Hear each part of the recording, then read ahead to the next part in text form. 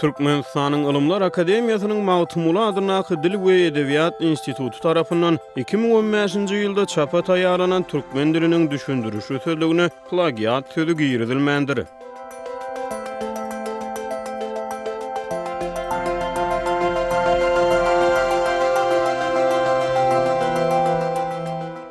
Plagiat näme?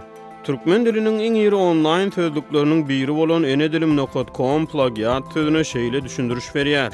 Plagiat, biriniň döreden eserini hiç bir esassyz öz adyna geçirmeklik.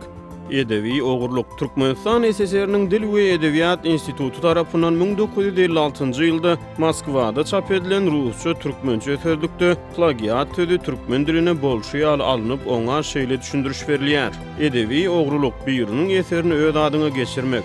Plagiat bilen meşgullanýan adamy bolsa bu sözlükde edebi ogru edebiýat ogrusu diýip düşündürüş berilýär.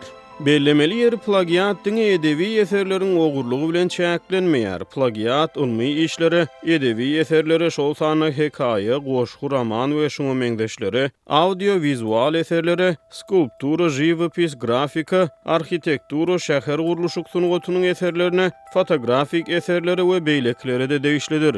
Awtorçylyk hukugy bolan hemde döredijlik talap edýän eserleriň ählisini bolşy ýaly göçürmekligi plagiat ýagny ogurluk hasap edip bolar. Bu şeýle bir çynlyky mesele bolup ösen ýurtlarda raýatlaryň awtorçylyk hukuklary ören bir gorulýar. Türkmenistanda da 2012-nji ýyldan bäri awtorçylyk hukugy hakynda kanun hereket edýär. Ýöne iş ýüzüne munyň amal edilişi nähili.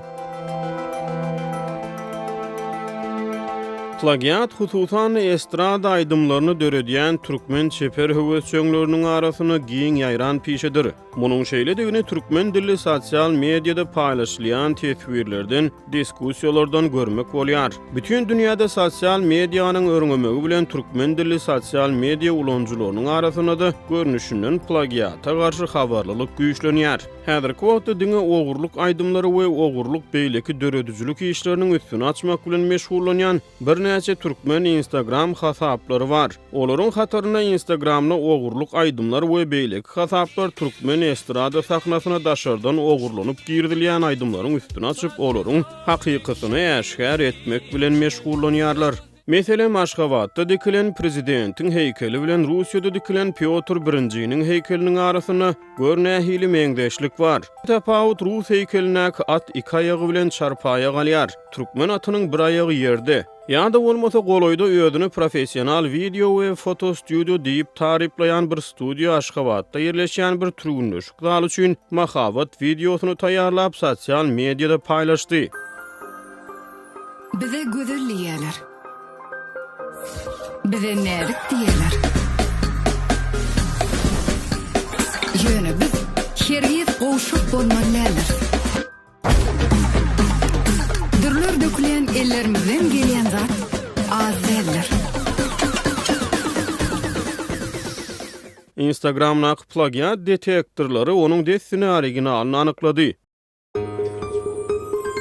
Bizi bilirsiniz. Güzeliz biz.